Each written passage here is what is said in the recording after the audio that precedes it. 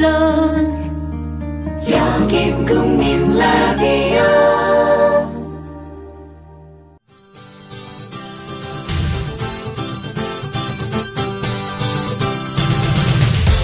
투박하지만 정직하다. 비평을 비평하는 남자 서영석. 그가 바라본 세상. 사설과 칼럼을 통해 오늘을 짚어본다. 서영석의 라디오 비평. 안녕하십니까, 서영석입니다. 박정희가 영구 집권을 하기 위해서 만든 게 바로 방공법이 있죠. 막걸리 방공법이란 이야기가 나왔던 이유가 있습니다.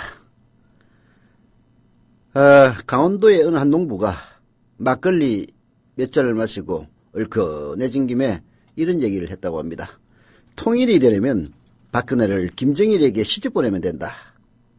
그때 당시 박정희 시대 때 박정희의 큰딸, 지금 박근혜 대통령이었고요, 김일성의 맏아들이 김정일이었습니다.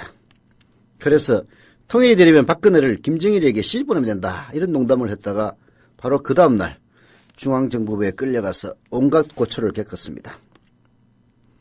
결국은 몇 년 동안 징역살이를 했죠.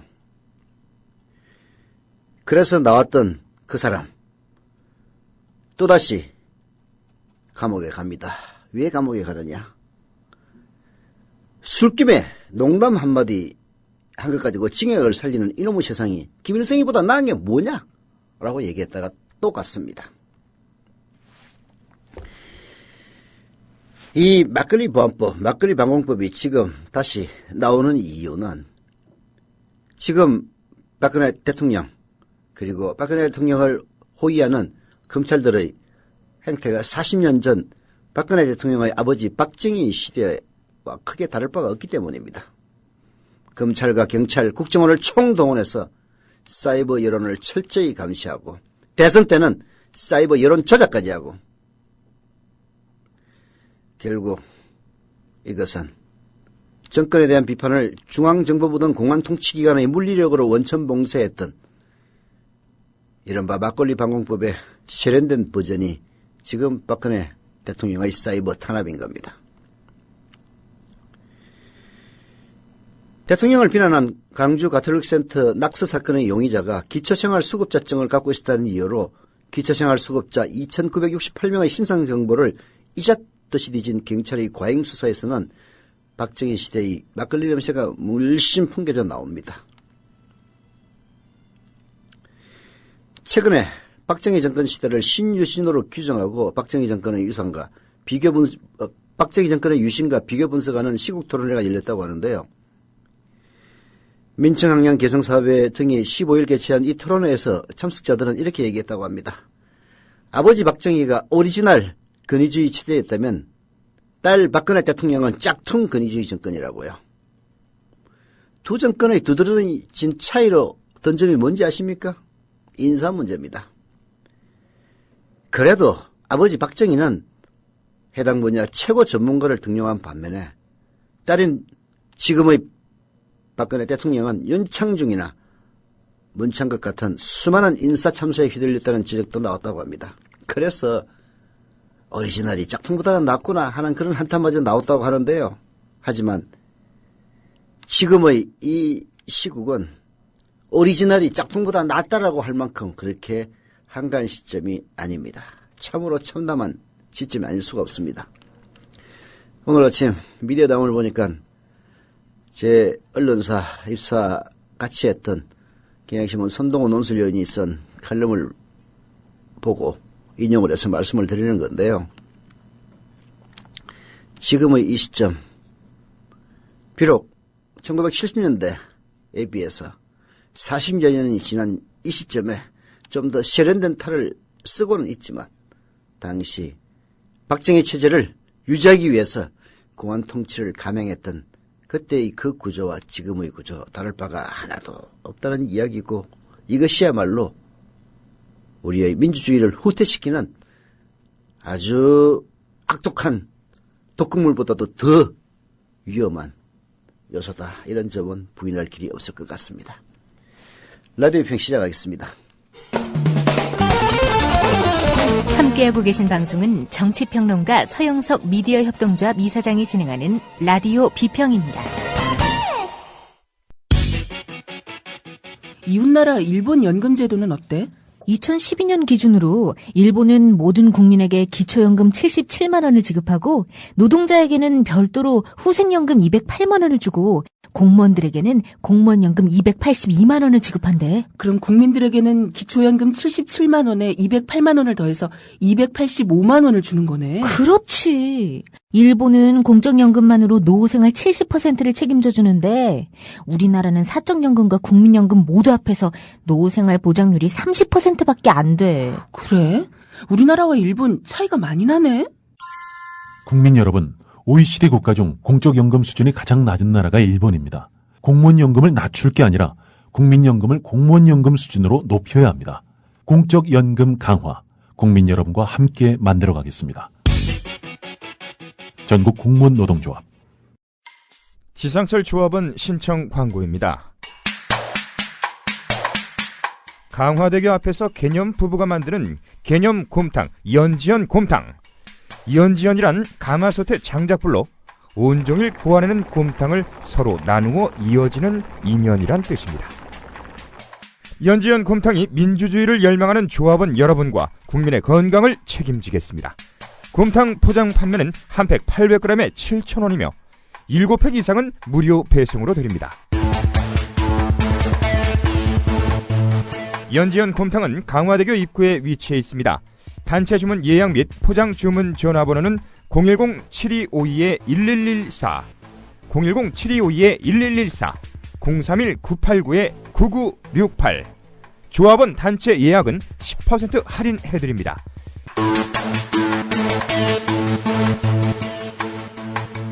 포장 판매 금액의 10%는 국민TV 후원금으로 쓰입니다.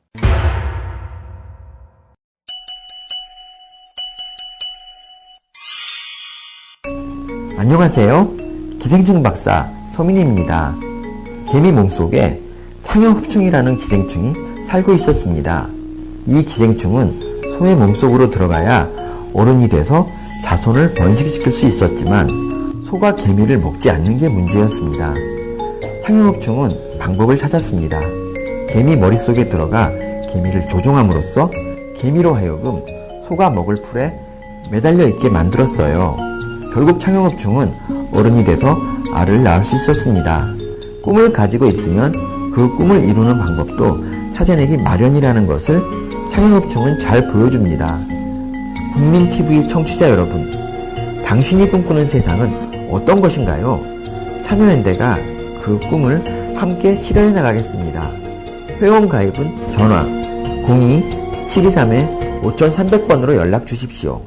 시민의 힘으로 운영되는 참여연대는 정부의 지원금을 받지 않습니다. 감사원 자료. 그야말로 감사원 자료라고 해본들 청와대에서 제출한 자료가 워낙 부실하기 짝이 없는 자료였지만 그래도 국정감사에서 드러난 그 자료만 봐도 박근혜 대통령의 7시간 미스터리 더욱더 증폭되기만 합니다. 7시간. 저는 그 7시간 동안 어마무지한 일을 했다고 절대 생각하지 않습니다. 그야말로 초동대처를 잘못함으로써, 그래서 조선일보에서 칼럼으로 무슨 찌라시 같은 칼럼을 씀으로써 그거를 인용해서 산케이 같은 극우 삼류 찌라시 신문이 다시 인용을 함으로써, 게다가 그걸 검찰에 기소를 함으로써 전 세계에 쪽팔리게 됐지만요. 진짜 어마무지한 진짜 소설 같은 일이 벌어지지 않았다면 그저 웃고 넘어갈 7시간이 아니었느냐. 물론 그렇다고 해서 대통령의 그 엄청난 책임을 반겼다는 점이 면책되는 건 아니겠습니다만은,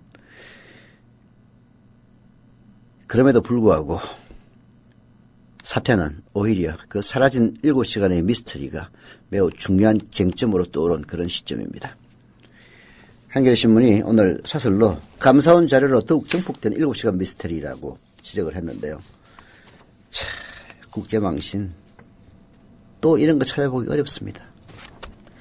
국회 국정감사 과정에서 공개된 세월호 참사 당일 청와대의 대응과 관련한 감사원의 자료를 보면 감사 결과라는 말을 붙이기조차 민망하다.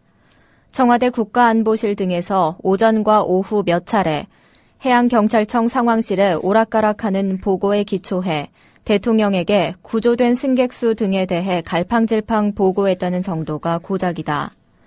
청와대가 박근혜 대통령의 행적과 관련해 감사원에 보낸 자료는 달랑 A4 용지 2장 분량의 짧은 보고서였다는 사실도 드러났다. 감사원이 감사 내용을 모두 공개했는지는 알 수 없지만 분명한 사실은 청와대는 진실 감추기로 일관하고 감사원 역시 제대로 된 감사를 포기했다는 점이다. 그렇습니다. 감사원에 보냈다는, 청와대에서 보냈다는 자료가 A4 용지 2장 분량의 짧은 보고서였다는 걸 보면 도대체 성의가 있는 건지 없는 건지 여실히 드러납니다. 저는 오히려 이렇게 생각해요. 청와대에서 한 일이 워낙 없어가지고 A4 용지 2장 이상의 분량의 더 이상 뭐 보고할 거리가 없어서 보고를 못할 수도 있다는 그런 생각마저 들었습니다. 그동안 청와대는 참사 당일 박근혜 대통령에게 유선과 서면으로 24차례나 보고를 했다고 말하면서도 박근혜 대통령이 어떤 지시를 내렸는지에 대해서는 입을 꽉 다물어 왔습니다. 이번 감사원 자료에서도 그 대목은 여전히 빈칸으로 남아 있습니다. 보고는 24차례나 받았는데 지시를 뭘 했는지가 안 나와 있어요. 지시를 안 했다는 이야기입니다. 보고를 건성으로 들었거나 아니면 보고를 듣고서도 뭔가 지시를 할 수 없는 그런 특수한 상황에 빠져 있었다. 이런 추론이 자연적으로 나옵니다. 청와대 격내에 있으면서 보고는 받았는데 지시를 내릴 수 없는 그런 상황이 도대체 뭡니까? 전 상상이 안 갑니다. 이것은 결국 대통령에 대한 비서실의 보고가 아무리 보고를 해본들 거기에 대해서 피드백이 없는, 메아리 없는 일방통행식의 보고에 그쳤을 가능성이 큼을 보여줍니다. 숨길 이유가 전혀 없는 박근혜 대통령의 지시 내용에 대한 언급이 없는 것은 애초 아무런 지시가 없었기 때문 말고는 다른 이유를 생각하기 어렵기 때문입니다. 바로 이겁니다. 박근혜 대통령은 보고를 받았습니다마는 저는 두 가지 이유에서 아무런 지시를 하지 않았을 거라고 생각합니다. 첫째는 이 보고의 엄중함을 박근혜 대통령의 두뇌 수준으로는 알 수가 없었기 때문에 뭔가 다른 지시를 할 수 없었다라는 추론이 1번입니다. 박근혜 대통령 평소 수척공주라는 별명에 맞게 남이 써준 거 아니면 남이 지시한 것 아니면 따로 독자적인 사고 능력이 없었다는 이런 점들을 고려해 볼 때 보고는 받았지만 따로 지시를 할 만큼 옆에서 조언해 주는 그룹들이 존재하지 않았기 때문에 아무런 지시를 하지 않았을 가능성이 큽니다. 두 번째는 아예 지시를 할 수 없는 상황, 예를 들어서 뭐 또 다른, 이건 뭐 저도 상상하기 어렵습니다만은 그런 상황에 있었던지, 그거 아니면은 이런 뭔가 아무런 지시를 안 했다는 이런 보고가 나올 수가 없는 겁니다. 박 대통령이 참사 당일 오후 5시 15분께 중앙재난안전대책본부를 방문해 학생들이 구명조끼를 입었다는데 그것을 발견하기 힘이 드느냐는 엉뚱한 질문을 한 광경은 참으로 놀랍고 의아스러웠다. 온 국민이 알고 있는 세월호 상황을 왜 대통령만 모른 채 별나라에서 온 사람 같은 엉뚱한 소리를 하고 있을까 하는 궁금증이 급속도로 확산된 계기이기도 하다. 그런데 감사원 자료를 보면 국가안보실은 박 대통령이 중대본을 방문하기 전에 구조되지 못한 승객들 대부분이 배에 갇혀 있을 가능성이 있다고 보고한 것으로 나와 있다. 그런데도 박 대통령이 그런 엉뚱한 질문을 한 것을 보면 보고를 받고서도 그 내용을 전혀 이해하지 못했다는 이야기밖에 되지 않는다. 대통령이 당시 어떤 상황에 있었기에 그런 기초적인 판단마저도 하지 못했는지 궁금증이 더욱 커진다. 한겨레신문 사설도 저와 비슷한 추론을 합니다. 첫 번째는 보고를 받고서도 구조되지 못한 승객들 대부분이 배에 갇혀 있을 가능성이 있다라는 보고를 받고서도 이 보고가 도대체 뭘 의미하는지 이해를 못했다는 이야기입니다. 아니면 특수한 상황에 있어서 그런 기초적인 판단마저 할 수 없는 그런 특수한 상황에 있었다. 그래서 궁금증이 더욱 커진다라고 한겨레신문의 사설이 지적을 하고 있는데요. 저도 궁금한 대목입니다. 세월호 참사 당일 박 대통령의 행정 문제는 목구멍에 걸린 가시와 같은 존재다. 대통령 자신도 거북하기 짝이 없겠지만 우리 사회 전체도 마찬가지다. 세월호 참사 이후 우리 사회가 겪는 극심한 통증의 진원지 가운데 하나가 바로 그 문제이기 때문이다. 분명한 사실은 그 가시를 빼내는 일은 청와대가 회피한다고 해서 회피할 수 있는 성격도 아니고 그래서도 안 된다는 점이다. 박근혜 대통령을 강력하게 지지하는 어떤 분이 이런 이야기를 하더라고요. 자기도 박근혜 대통령이 이해가 안 간다. 그 7시간에 뭘 했는지 자기도 알 수는 없지만은 청와대 격리에 있었다고 하시니 뭐 솔직하게 털어놓고 국민들에게 이야기를 하고 그게 뭐 조금 잘못됐다면은 잘못됐다고 얘기를 하고 그리고 세월호 참사와 같은 일이 또다시 발생하지 않도록 정말 대한민국의 시스템을 뜯어고치겠다라고 선언을 하면서 그런 정피와 간피와 이런 유착관계를 일선에 정리를 한다면은 박근혜 대통령의 지지도가 90%에 달할 것이다. 이런 얘기를 하더라고요. 그분은 원래 김영삼 대통령을 지지했던 사람입니다. 그래서 김영삼 대통령 초기에 하나회를 척결하고 그야말로 계획 드라이브를 걸면서 김영삼 대통령의 인기가 90%까지 치솟았던 그 시절을 그리워하고 있더라고요. 왜 그렇게 못할까? 심지어는 머리가 비어있기로는 김영삼이나 현재 우리 박근혜 대통령이나 뭐 큰 차이가 없는데 옆에 주변에 있는 참모들이 제대로 못해서 그런 것이냐 이런 얘기까지 한탄을 하는 것을 옆에서 들은 적이 있는데요. 이 사실을 외면해서는 절대로 풀 수가 없습니다. 박근혜 대통령을 절대 지지하진 않습니다만은 현실적으로 이 나라의 대통령 자리에 앉아있고 그리고 이 문제를 풀기 위해서는 대통령의 결단이 필요하다는 점에서 정말 뭔가 획기적인 변화가 있기를 기도해 봅니다. 별로 될 것 같지 않을 때 기도하는 것 아닙니까? 정말 제 심정이 그런 심정입니다. 똑똑한 의료 소비자 되기 캠페인 윤은기 치과의사입니다. 병원이 민간 자본을 도입해 영리 극대화를 추구하면 과잉 진료가 현재보다 반드시 더 심해집니다. 그렇지 않아도 과잉 진료는 현재 심각하게 사회 문제들을 유발하고 있습니다. 과잉 진료란 병원 이익을 위해 하지 않아도 될 검사와 치료를 환자에게 강제하는 비윤리적 행위입니다. 허위 과대 광고를 하는 병원들은 반드시 과잉 진료를 합니다. 과잉 진료는 평생 후유증에 시달리게 함으로써 존엄한 한 인간의 영혼과 육체를 서서히 파괴하고 소중한 가정경제를 파탄시켜서 결국 사회계층 간 증오심을 부추기는 진짜 사대악입니다. 과잉 진료를 통해서 병원들은 더 부자가 되지만 환자들은 더 아파야 하고 양질의 삶을 빼앗겨야 합니다. 돈이 모자라 치료를 못 받는 비극도 생깁니다. 이것이 헌법에 보장된 인권입니까? 다 함께 힘을 모아 의료 영리화 반드시 막아냅시다. 지금까지 윤훈기 치과의사였습니다. 똑똑한 의료 소비자 되기 캠페인이었습니다.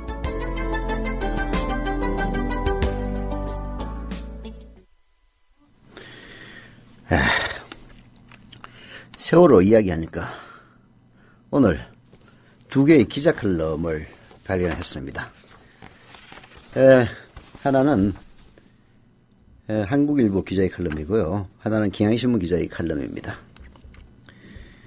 우선 한국일보 기자의 칼럼부터 소개를 해드리겠습니다. 잊어서는 안 될 세월호 아버지의 모습이라는 제목인데요. 그 아버지는 아마 그 기자에게 얘기한 것 같습니다. 딸처럼 생각해도 되겠냐고요. 들어보시겠습니다. 11일 만이었다. 지난 12일 세 번째로 만난 세월호 유가족 김정호 씨의 얼굴은 두 번째 만났을 때보다 더 초췌해 보였다. 보글보글 끓고 있는 전골 냄비를 가운데 두고 그는 연신 소주잔을 기울였다. 손수 국물을 떠주며 김 씨는 회식 때 술 많이 마시지 마라. 날씨 많이 추워졌는데 감기 조심하라며 기자를 자식처럼 챙겼다. 말끝마다 아버지가 라는 단어가 붙었다. 김 씨는 세월호 참사로 숨진 단원고 2학년 3반 고 김영은 학생의 아버지다. 예, 한국일보 사회부의 김민정 기자. 세월호 참사 6개월 기획 취재 때문에 오후 6시에는 안산 시외버스 터미널에서 목포행 버스를 타야 했다고 합니다. 발길이 쉽게 떨어지지 않았답니다.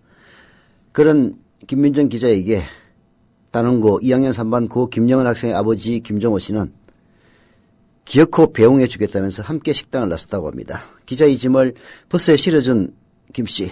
한사코 마다하는데도 구겨진 쌍짓돈을 지어주고 나서야 도망치듯 돌아섰다고 합니다. 아버지가 영은이에게 못해줬던 게 마음에 걸려서 준다라고 하면서 버스에 오른 지 10분 만에 고 김영은 학생의 아버지 김정호 씨로부터 문자 메시지가 왔다고 합니다.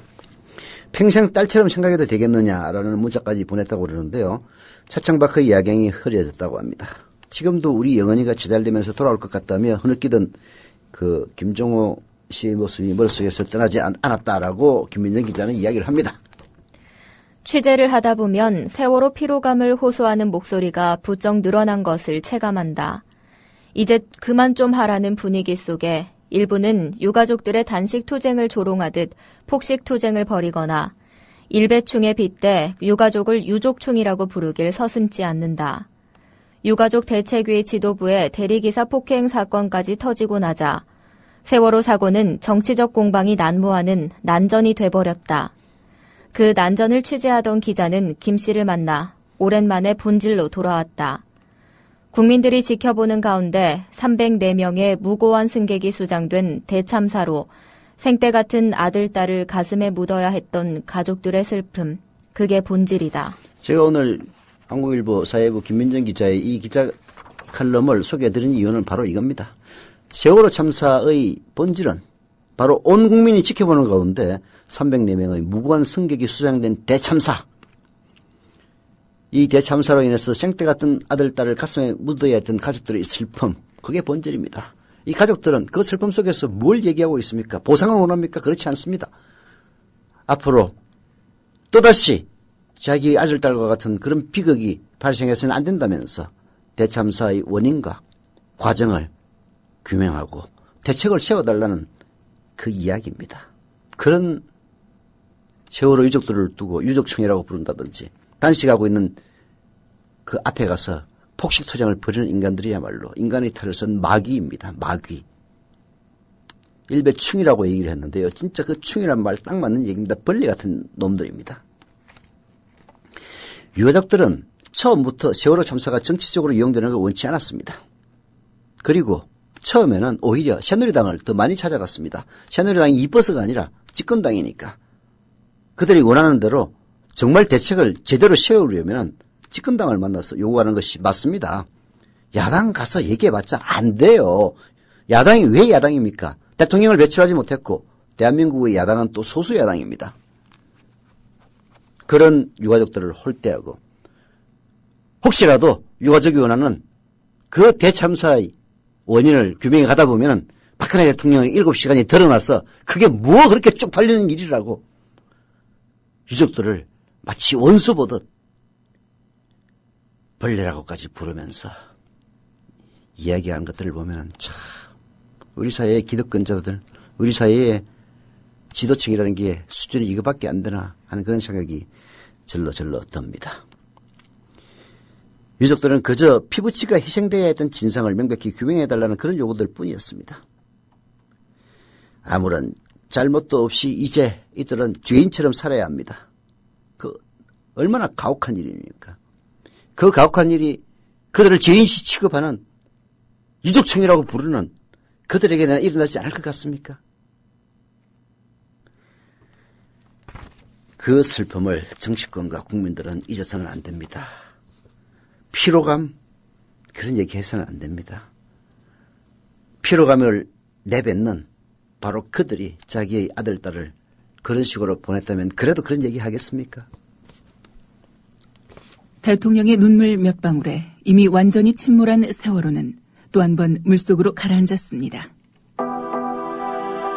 수학여행을 가던 길이었는데 정말 다행스럽습니다. 전원이 다 구조됐다는 소식, 이 소식 전해드립니다. 군 당국은 해군 함정들은 물론이고 육군과 공군까지 동원 가능한 모든 전력을 침몰 사고 현장에 급파했습니다. 그 담화 내용을 보면요, 예상을 뛰어넘은 일종의 국민들한테 좀 충격을 좀 준 것 같습니다. 그런 면에서 본다면 대통령의 이제 담화는 매우 성공적이었다, 저는 그렇게 보여지고요. 유병헌 씨의 도피를 돕다가 체포된 30대 여성 신모 씨의 모발과 순천 별장에서 가져온 체액이 묻은 휴지의 DNA 검사 결과가 언론이 사회의 공기라고요?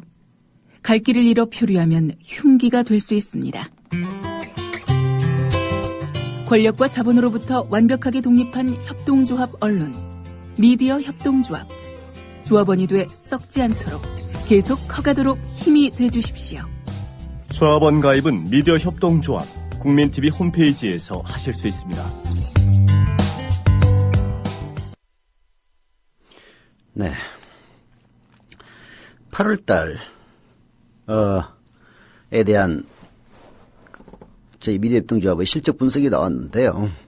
제가 잠깐 들여다봤더니 새로 조합원으로 가입한 분들의 출자금 액수보다도 오히려 기존에 가입한 조합원들의 정자 액수가 더 많았습니다. 워낙 전국이 얼어붙고 크게 대응하는 야당 무기력한 모습을 보이다 보니까 대한 언론들도 그야말로 한겨울을 지나고 있습니다. 저희 미디어 협동조합 국민TV는 다행히 조합원 수가 꾸준히 늘고 있고 출자금도 꾸준히 늘고 있는 추세이긴 합니다만은 이 어려운 시기에 이미 가입한 조합원들 매달 11,000원씩 조합비를 내는 것도 모자라서 정자운동에 동참해 주신 점 정말 감사드립니다. 그렇다고 해서 새로 가입하는 분들에게 감사드리지 않는다는 이야기는 아닙니다. 저희들은 더 많은 조합원들이 생겨야 합니다. 더 많이 가입해야 됩니다. 그러나 이 어려운 시기를 헤쳐나가는 데는 이미 가입한 조합원들 중에서도 아주 열렬하게 미디어 협동조합 국민TV 앞날을 위해서 애쓰시는 이런 분들의 헌신이 그 바탕에 있다. 이 점을 말씀을 드립니다. 제 시간에 가입하신 두 분 계시네요. 미스터리님 그리고 해피데이님 조합원 가입 감사드립니다. 출자금도 납입하시고 그리고 가입하신 김에 출자금 납입하신 김에 월조합비 납부해 주시기 CMS 계좌이체 신청을 하는 게 저희들한테는 가장 편합니다. 해주시기를 부탁드리겠습니다. 오전에 7시쯤 가입하셨네요. 서울 영등포구 대림 3동의 마음만 창가님 역시 조합원 가입 감사드리고요. 출자금 납부 그리고 CMS 계좌이체 신청도 부탁을 드리겠습니다. 광고하겠습니다. 오해숙 생활단식 광고입니다. 다이어트에도 좋고 건강에도 좋습니다. 다이어트 효과 짱이죠. 몸과 마음 리뉴얼이 됩니다. 오해숙 생활단식의 특징은 생활 속에서 누구나 쉽게 도전해 볼 수 있고 잘 짜여진 프로그램들로 인해서 부작용이 없고 실천하면 바로 효과로 이어진다는 점입니다. 문의 전화는 010-2013-8575, 2013-8575이고요.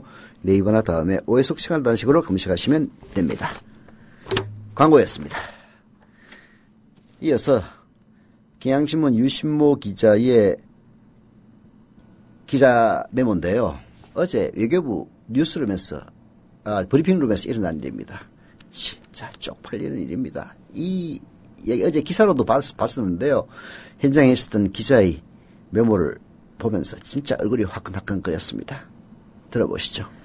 외교부의 16일 정례 브리핑에서 노광일 대변인과 일본 기자들 사이에 또 설전이 벌어졌다. 검찰이 가토 다스야 산케이 신문 전 서울지국장을 대통령 명예훼손 혐의로 기소한 후 심심찮게 벌어지는 풍경이다. 일본 기자들은 이날 가토 전 지국장의 출국 금지 연장 관련 한국 정부 입장을 집요하게 물었다. 옥신각신을 거듭하다 이번 사건의 당사자인 산케이 신문 소속 기자가 대한민국이라는 나라는 인권국가라고 분명히 말할 수 있느냐는 질문을 던졌다. 순간 브리핑룸의 한국 기자들과 노 대변인의 표정이 일그러졌다. 산케이 신문, 일본에서도 그야말로 극우 찌라시 신문입니다. 제가 보기엔 삼류신문이에요. 그 삼류신문의 지국장인지 뭔지 가토다스야 기사 보니까 진짜 찌라시 같은 기사 썼더라고요. 물론 어디 주간지 가십 기사를 본다면야 아무렇지도 않지만은 그래도 일간지 기자가 쓴 기자 칼럼치고는 진짜 수준 이하의 카더라 칼럼이었습니다. 그런 칼럼을 쓴 산케이신문 기자가 대한민국이라는 나라가 인권국가라고 분명히 얘기할 수 있느냐라고 이런 질문을 던졌고, 그런 질문을 감수할 수밖에 없는 대한민국 국격, 진짜 똥통에 들어간 겁니다. 한국민들은 민주주의에 관한 한 일본을 앞선다는 자부심을 갖고 있다. 한 번도 제대로 된 민주화 과정을 거친 적이 없는 일본의 정치 체제를 진정한 민주주의로 인정하지 않는다. 실제로 일본은 최근 집단적 자위권 행사 결정을 하는 과정에서 각의 결정만으로 헌법 해석을 변경해 실질적으로 헌법을 개정했다. 이를 두고 일본의 민주주의와 법치주의가 훼손됐다는 비판이 전 세계적으로 일기도 했다. 산케이 사건은 이런 한국인들의 일본에 대한 정치적 우월감을 한꺼번에 뺏어간 겁니다. 이제 한국은 한 수 아래 민주주의 국가인 일본 사람에게, 그것도 삼류 언론이라는 평가를 받는 산케이 신문으로부터 민주주의와 인권에 대한 hun선을 듣고 조롱을 받고 있습니다. 이걸 지켜보는 한국 기자들의 심정은 참담하고 고통스러웠을 겁니다. 전 정말 묻고 싶어요. 그런 질문을 듣는 조선일보나 중앙일보나 동아일보의 기자들, 종편의 기자들은 어떤 심정인지. 아이, 박근혜 대통령에게 그딴 나쁜 기사를 썼으면 당연히 기소되고 깜빵까지 가야 되는데 봐주는 것만 해도 어디야 라고 생각하는 기자들 있으면 나와보라고 그러세요. 우리나라가 일본보다 못 삽니다. 경제적으로는 한 수, 두 수 아래입니다. 그럼에도 불구하고 우리가 국제적으로 높은 평가를 받는 부분은 경제성장과 민주주의를 함께 이룩한 그 유일한 국가이기 때문입니다. 그중에 절반은 바로 군사정권이 들여놓은 독재와 권위주의의 그림자를 걷어내기 위해서 청춘을 민주화운동에 바친 세대들의 업적입니다. 그 세대들이 사실상 50대고요. 그 50대들이 지금 이 권위주의 정권인 박정희의 딸을 지지하고 있다는 자체가 진짜 역사의 아이러니고, 저도 같은 50대로서 쪽팔리기 짝이 없습니다. 하지만 이 50대의 업적들이라는 점은 부인하기 어려울 겁니다. 박근혜 대통령이 아버지와 달리 쿠데타가 아닌 선거로 대통령이 될 수 있었던 이유가 뭡니까? 바로 그런 희생과 노력으로 이룩한 민주주의가 있었기 때문에 가능했던 겁니다. 그런 그 민주주의 덕을 봐서 선거로 대통령에 선출된 그 박근혜 대통령이 이 나라를 다시 아버지의 시대, 권위주의 시대로 되돌리고 있다는 것. 이 얼마나 큰 역사의 아이러니입니까? 이제 우리 국민들도 좀 정신 차리고 또다시 이런 선택을 하지 않기를 진심으로 바람하지 않습니다.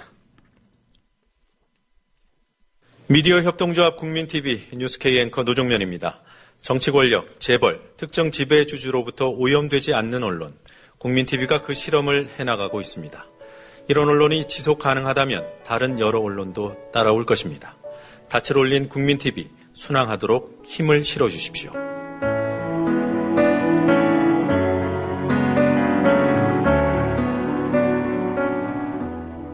월 11,000원의 조합비 납입.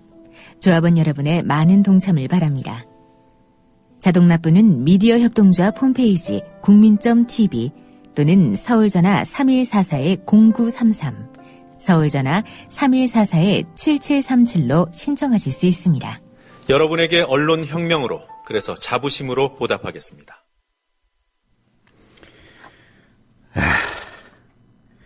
민주화 실천 가족운동협의회, 약칭 민가협, 들어보셨을 겁니다. 매주 목요일 날 목요 집회를 하는데요. 10월 16일로 1,000회를 맞았다고 합니다. 인권중심 사람의 박내군 소장이 오늘 한겨레신문에 이들의 의미를 조명하고 있습니다. 양심수 없는 세상을 향해 보랏빛 수건을 두르고 21년 민주화운동 가족 실천, 민주화 실천 가족 운동협의회, 약칭 민가협 이야기입니다. 아르헨티나의 수도 부에노스아이레스의 대통령궁 앞 광장은 5월 광장으로 불린다. 그 광장에 1977년 4월부터 매주 목요일 오후면 어김없이 흰 두건을 두른 어머니들의 집회가 시작된다. 산채로 돌아오라. 군사정권에 의해 납치된 뒤 생사를 알 수 없는 실종자들의 어머니들이다. 광장을 지켜온 5월 광장의 어머니들은 너무 연로하신 터라 이제는 30분 정도 광장을 돌고 약간의 발언을 하는 정도밖에 하지 못하지만 5월 광장은 민주주의와 인권을 염원하는 많은 이들이 찾는 유명한 여행 테마로 자리 잡았다. 아르헨티나의 5월 광장의 어머니들. 1977년부터 했다고 그러니까 무려 40년 가까이 세월이 흐른 겁니다. 이제 나이가 너무 들어가지고 광장을 한 30분 정도 돌고 약간의 발언을 하는 정도밖에 못 미친다고는 합니다만은 이 부에노스아이레스의 5월 광장 못지않은 일이 대한민국에도 있습니다. 한국에도 이런 집회가 있다. 일본군 위안부 할머니들의 수요 집회가 대표적이다. 그리고 한국의 5월 광장 어머니들로 불리는 민주화 실천 가족 운동 협의회 어머니들의 모교 집회가 있다. 모교 집회가 16일로 1000회를 맞았다. 1993년 9월 23일 당시 한국에는 양심수가 없다며 양심수 석방 요구에 기만적으로 대응했던 김영삼 정권의 항의에서 시작한 모교 집회가 지금까지 이어지고 있는 것. 보랏빛 수건을 두른 어머니들은 21년간 서울 종로 2가 탑골 공원을 지키고 있다. 21년이 지나 40, 50대 어머니들이 60, 70대의 노인이 되었고 민가협의 대표적인 인물이었던 임기란 어머니는 80대 중반에 병까지 겹쳐 운신조차 하지 못한다.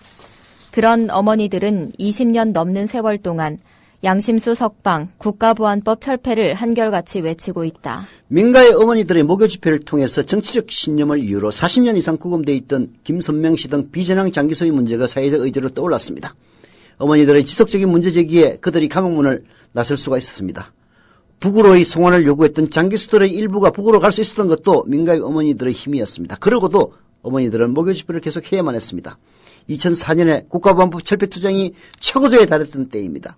국회에서 국가보안법 폐지 법률안이 끝내 상정되지 못했지만 국가보안법을 남용하던 관행들에는 철퇴를 가할 수가 있었습니다. 그때까지는요. 그런대로 보랏빛 수건을 두른 민가의 어머니들의 모교 집회는 외롭지 않았습니다. 그 뒤 점차 양심수와 국가보안법 문제는 진보운동 진영 내에서조차 뒷전으로 밀려났습니다. 모교 집회는 언론도 세상도 관심이 없는 양심수 가족들의 호소의 장이 되었습니다. 이제는 두 사안을 넘어서 우리 사회의 인권 문제라면 어떤 것이라도 발언하는 인권 강장의 구실을 하고 있습니다. 우리는 이런 민가의 어머니들의 모교 집회를 더 큰 걸로 승화를 해야 됩니다. 박내군 소장이 얘기하듯이 인권 광장이 돼야 한다는 이야기입니다. 우리 사회엔 이전보다는 수적으로 적어졌지만 여전히 양심수들이 존재한다. 지난해 북풍몰이의 희생양인 이른바 이석기 의원 등 국가보안법 위반 사건 관련 구속자들이 있다. 70대 노인도 구속되어 있다. 생존권 투쟁에 나섰던 노동자들을 비롯한 민중운동가들이 또 감옥에 있다. 하지만 사회는 그들의 존재에 대해 눈길조차 주지 않고 있다. 국가보안법 폐지를 통해서 민주주의를 한 단계 고양시키자는 논의도 사라진 지 오래다. 민가의 어머니들의 외침이 외롭지 않도록 그리고 그분들의 주장에 힘을 얻을 수 있도록 매주 목요일 오후 2시 탑골공원을 찾아주기를 바란다고 박내군 소장은 호소합니다. 함께 머릿수 하나 보태기라도 하면서 우리 사회의 인권 현실과 가지를 체감하는 그런 체험을 할 수 있었으면 좋겠다는 겁니다. 찬바람이 불고 눈보라 가몰아치는 거리를 민가의 어머니들은 앞으로도 여전히 지키고 있을 겁니다. 5월 광장, 아르헨티나 부에노스아이레스의 5월 광장 어머니들이 과거의 실종 사건을 잊지 말자고 40년 가까이 광장을 지키고 있듯이 외롭게 양심수의 문제를 제기하는 민가의 어머니들의 곁에 서 봅시다. 매주 목요일 오후 2시 탁골공원에서는 1000회를 넘긴 목요 집회가 열릴 겁니다. 탁골공원 하니까 좀 생소해 보이는데요. 종로 2가 파고다 공원입니다. 예, 오늘 한겨레신문을 보니까 한국공예예술가협회장 이칠용 씨가 글을 하나 썼더라고요. 꽁꽁 숨겨놓은 성수대교 유령비라는 건데요. 이분이 성수대교 참사는 1994년 10월 21일 일어났습니다. 20년 전의 일입니다. 아침 7시에 등교하던 꽃다운 학생과 민간인 32명이 억울하게 죽음을 당했습니다. 성수대교가 다리가 갑자기 폭삭 내려앉았어요. 그래서 사회에 큰 반향을 불러일으키고 북차통을 떨었는데요. 당시 정부는 유가족을 위로한답시고 성수대교 북단에 성수대교 사고 희생자 위령비를 건립했습니다. 그래서 이 위령비를 찾아가 봤다는 겁니다. 그런데 성수대교 위령비는 시내버스도 지하철도 없고 택시나 자가용을 가진 사람만이 출입할 수 있는 서울 속의 섬에 갇혀 있었다는 이야기입니다. 도대체 위령비 왜 세웠느냐고요. 그래서 세월호 위령비를 세운다면 사람들이 누구나 찾을 수 있는 청계천이나 남산터 옆에다 세우자라는 게 이분의 이야기입니다. 동감입니다. 라디오 비평 마치겠습니다.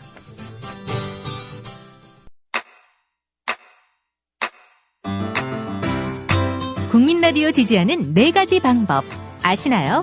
다운로드하기, 별점 주기, 댓글 달기, 구독하기. 국민 라디오를 보다 많은 이들에게 전할 수 있는 가장 손쉬운 방법. 다운로드하기, 별점 주기, 댓글 달기, 구독하기. 잊지 마세요. 다운로드하기, 별점 주기, 댓글 달기, 구독하기.